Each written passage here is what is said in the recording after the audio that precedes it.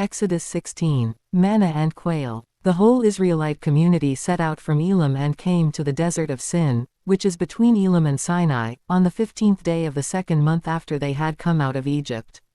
In the desert the whole community grumbled against Moses and Aaron. The Israelites said to them, "If only we had died by the Lord's hand in Egypt.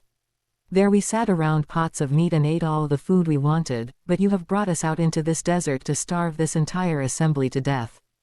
Then the Lord said to Moses, "I will rain down bread from heaven for you.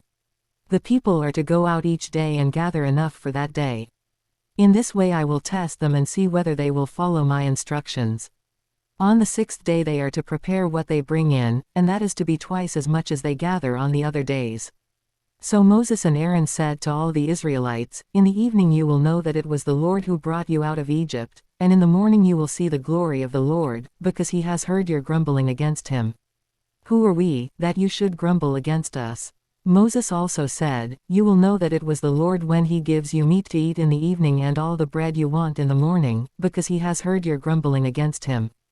Who are we? You are not grumbling against us, but against the Lord." Then Moses told Aaron, "Say to the entire Israelite community, 'Come before the Lord, for he has heard your grumbling.'"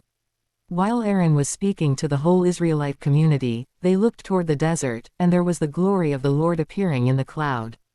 The Lord said to Moses, "I have heard the grumbling of the Israelites. Tell them, at twilight you will eat meat, and in the morning you will be filled with bread. Then you will know that I am the Lord your God." That evening quail came and covered the camp, and in the morning there was a layer of dew around the camp. When the dew was gone, thin flakes like frost on the ground appeared on the desert floor. When the Israelites saw it, they said to each other, "What is it?" For they did not know what it was. Moses said to them, "It is the bread the Lord has given you to eat.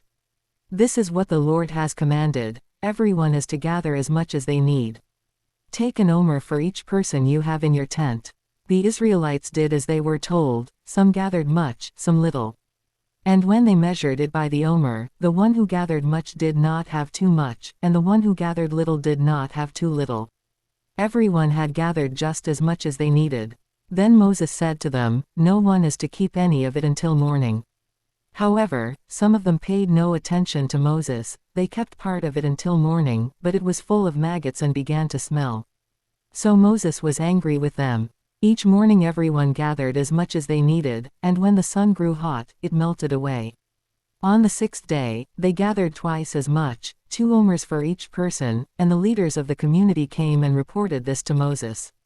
He said to them, "This is what the Lord commanded. Tomorrow is to be a day of Sabbath rest, a holy Sabbath to the Lord. So bake what you want to bake and boil what you want to boil.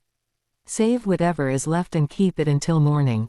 So they saved it until morning, as Moses commanded, and it did not stink or get maggots in it. "Eat it today," Moses said, "because today is a Sabbath to the Lord. You will not find any of it on the ground today. 6 days you are to gather it, but on the 7th day, the Sabbath, there will not be any." Nevertheless, some of the people went out on the 7th day to gather it, but they found none. Then the Lord said to Moses, "How long will you refuse to keep my commands and my instructions? Bear in mind that the Lord has given you the Sabbath, that is why on the 6th day he gives you bread for 2 days. Everyone is to stay where they are on the 7th day, no one is to go out." So the people rested on the 7th day. The people of Israel called the bread manna.